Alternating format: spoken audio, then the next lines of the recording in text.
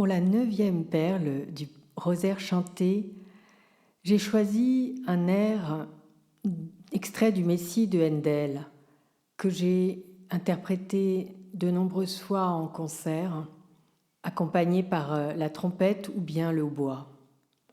C'est un air absolument sublime que j'ai pris un grand plaisir à interpréter chaque fois dans une église, même si aujourd'hui je le chante a cappella, toute seule, et en enregistrement, ce qui est très différent de la sonorité, bien sûr, du live en église.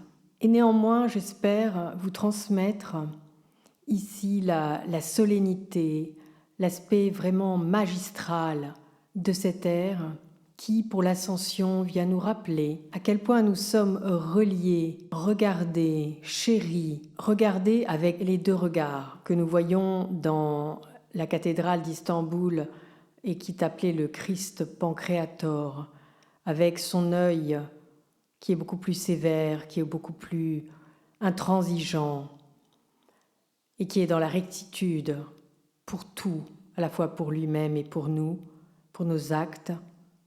Et voici le regard qu'il porte sur le trésor qu'il nous a offert et qu'en faisons-nous? Et de l'autre côté, ce regard bienveillant, plein d'amour, ce regard débordant de compassion et de générosité. Ainsi, dans le morceau, nous avons deux sortes de tempos. Nous avons des moments véritablement poignants, des cris du cœur, des cris de l'âme. Si Dieu est avec nous, qui pourrait être contre nous? Voici qui répond parfaitement au projet que je vous avais exprimé ici concernant le rosaire chanté, la victoire de la Vierge contre le serpent, contre ses manigances, contre ses basses manœuvres. Ici, les choses sont d'une clarté resplendissante, évidente. Nul ne saurait interférer dans la puissance qui est la nôtre lorsque nous nous relions à l'étincelle divine en nous qu'il a placée comme un joyau au cœur de nos cellules, dans notre centre-cœur, dans la verticalité qui lui ressemble. Et puis, plus loin, il est question du Christ. Le mouvement est ralenti, les choses sont posées. C'est presque un récitatif. C'est Christ qui est mort, ou plutôt qui est ressuscité, qui est à la droite de Dieu et qui intercède pour nous.